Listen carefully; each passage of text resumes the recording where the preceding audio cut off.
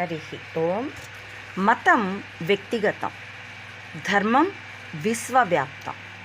మతం నెపంతో రాజకీయాలు చేయొచ్చు, కుళ్ళు కుతంత్రాలు చేయొచ్చు, క్రూసైడ్లు చేయొచ్చు.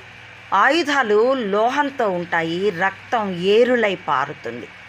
అదే ధర్మం కోసమైతే యుద్ధమైన విద్వేషాన్ని విరిచి ప్రేమ జయించడానికి చేస్తారు, న్యాయం కోసం చేస్తారు. అందుకే ఆయుధాలు మెదళ్ళై ఉంటాయి. పరివర్తన ప్రపంచవ్యాప్తమవుతుంది. ప్రజలందరి హృదయాల్లో మంచి పరిఢవిల్లుతుంది.